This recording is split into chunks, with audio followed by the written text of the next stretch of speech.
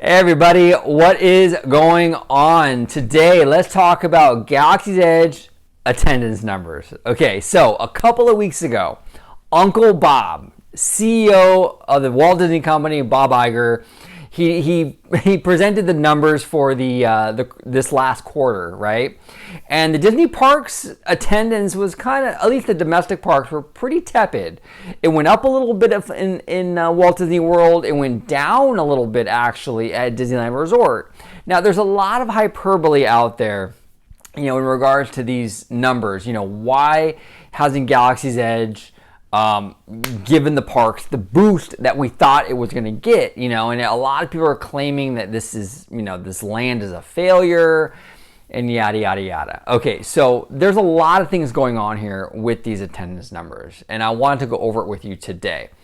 Number one, I think one of the biggest mistakes in hindsight was opening both of these lands essentially the same summer. I mean, I know Disneyland's opened in May and Florida opened in August, but essentially it's the same summer. They're opened simultaneously, okay?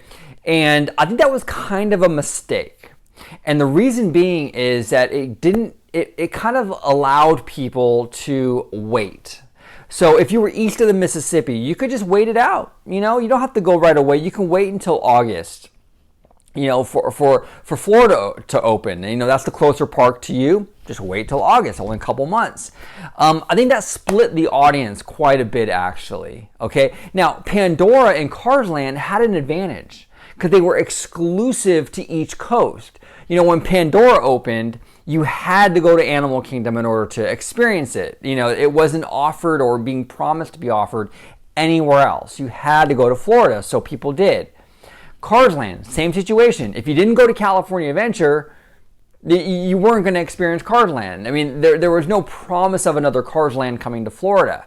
So both of those lands benefited from that. So everybody went to each land, right?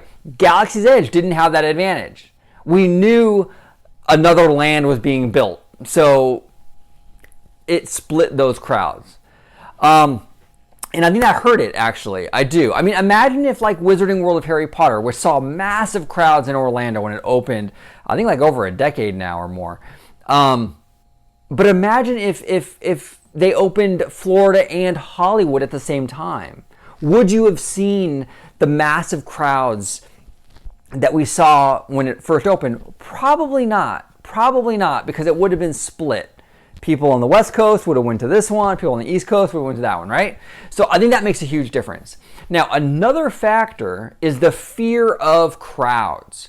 This is a big one because the people, the media, and people online, on social media, and even Disney, were really hyping this thing as this event, right? Where it's going to be super crowded. The parks are going to be a nightmare. It's going to be crazy. The parking. It was just really hyped up to be this super crowded experience. I think that scared away a lot of people. And a lot of people will chalk that up to making excuses for Galaxy's Edge, right? Oh, you're just making excuses for Galaxy's Edge. That no one thinks like that. They do though. I mean, I just watched the Imagineering story on Disney Plus. And episode 2, they talk about the opening of the Magic Kingdom in Florida. And I guess they were expecting a certain amount of people to come to the Magic Kingdom when it opened, but it fell short of that, okay? And the excuse or the reasoning that they had for that underperformance was, you guessed it, fear of crowds. People were worried about overcrowding, so they stayed home. Now, the Magic Kingdom now is the most highly attended theme park in the world. Okay, far from a failure. So it had a very disappointing opening, but ultimately went on to be the most successful theme park in terms of attendance. Okay, so look, people have this mentality with theme parks.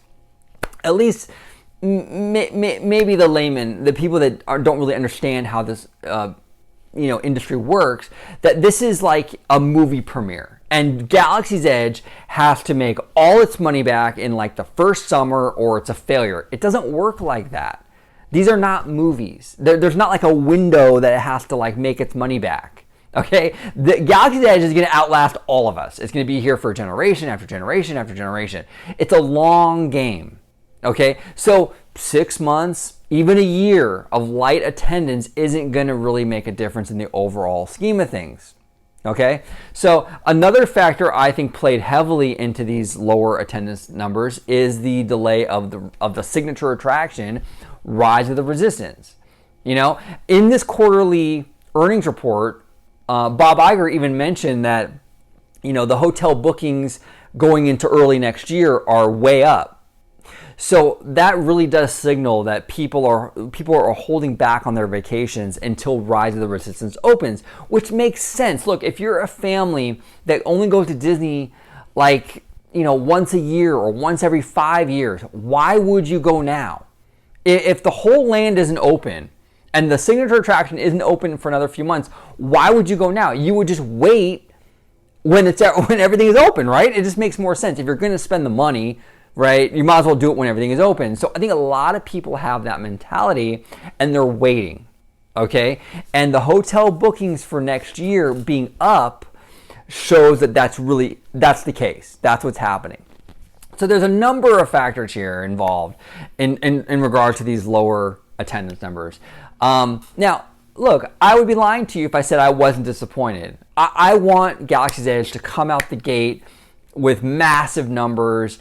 You know, no disputing, it's a huge hit. You know, everyone showed up. Disneyland at capacity every single day. Yeah, it's a pain for me when I'm at the parks, but I want the land to be a huge success. So yes, these attendance numbers were a disappointment for me, right? But this is in no way indicative of the land being a failure. You know, there's so much hyperbole online about that. It's ridiculous. This land is not a failure. And again, like I said, it's a long game. This thing is going to be here for a long time. It's not a movie. It's not going to only be here for 6 weeks. This thing is going to be here for generations. So it has a lot of time to make its money back. It will make its money back. First few months have been rocky, but hey, you know what? Disneyland, their opening was rocky, very rocky.